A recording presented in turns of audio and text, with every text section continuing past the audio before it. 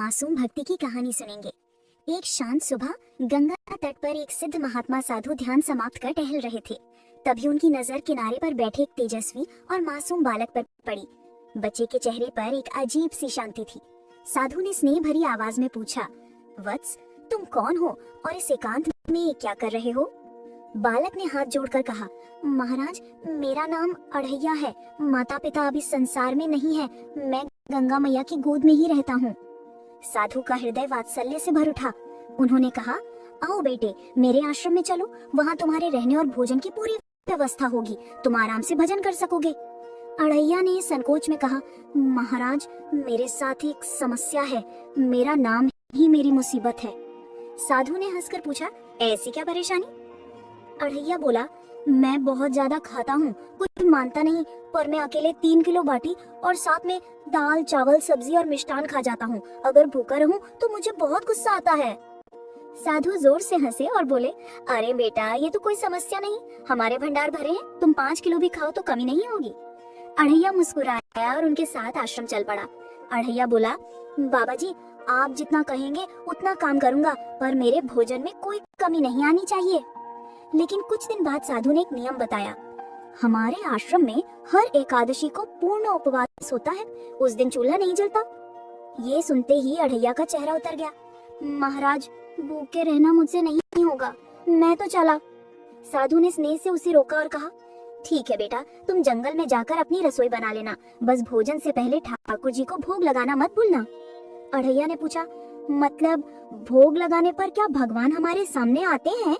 तो फिर मुझे और ज्यादा सामान दो।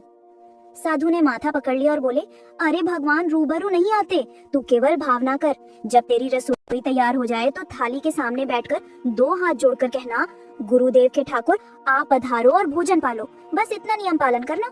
भगवान भावना के भूखे होते हैं। अढ़ैया ने सोचा, जब भगवान सच में नहीं आते तो बस हाथ जोड़ लूंगा। एकादशी के दिन वो जंगल में गया, 3 किलो बाटी और स्वादिष्ट व्यंजन बनाए और हाथ जोड़कर बोला, गुरुदेव के ठाकुर, आइए और भोजन ग्रहण कीजिए। उसकी निर्मल पुकार सुनकर स्वयं भगवान राम साधु के वेश में प्रकट हो गए और पलक झपकते ही पूरा भोजन खा गए। अढ़ैया ने जब खाली थाली देखी तो गुस्से से चिल्लाया, अरे भैया, कौन हो तुम? मेरी पूरी बाटी हड़प गए। अगले दिन उसने साधु से शिकायत की, आपने तो कहा था ठाकुर नहीं आते, मगर वे तो बड़े भुक्खड़ हैं।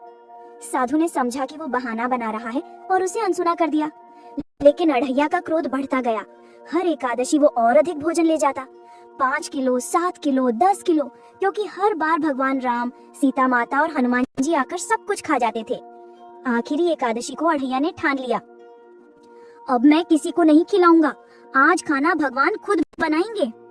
वो जंगल में बोला, हे राम, अपने भाई लक्ष्मण को लकड़ियां लाने भेजो, हनुमान जी को आग जलाने दो और माता सीता से कहो रसोई बनाए। आज मैं तुम्हारी बनाई बाटी खाऊंगा।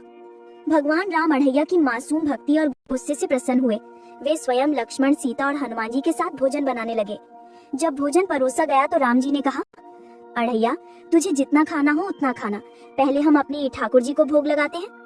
अढ़ैया ने हंसकर कहा, भोग लगाना कहाँ बाकी रहा? अब कौन से ठाकुर जी रह गए? आप ही तो हर बार खाते हो। राम जी ने प्रेम से कहा, जैसे तुम्हारे गुरु का ठाकुर जी मैं हूँ, वैसे मेरे भी कोई ठाकुर जी हैं। राम जी ने आंखें बंद की और अपने आराध्य प्रभु को पुकारा। अगले ही क्षण ब्रह्मांड के स्वामी वहाँ प्रकट हो गए। साधु भी उस चमत्कारी दृश्य को देखकर दौड़ते हुए आ पहुंचे। भगवान के विराट रूप को देख अढ़ैया कांप उठा और उनके चरणों में गिर पड़ा। मुझे माफ कर दीजिए प्रभु, मैं आपको पहचान न सका। राम जी ने प्रेम से उसे उठाया और कहा, वत्स, तुम्हारी निर्मल भक्ति और सच्चे प्रेम ने मुझे यहाँ आने पर विवश किया। ये भूख कोई बोझ नहीं थी, ये तो तुम्हारा प्रेम था। साधु ने भाव विभोर होकर अढ़ैया को गले लगा लिया। आज तेरी भक्ति से मुझे भी अपने ठाकुर के दर्शन हुए।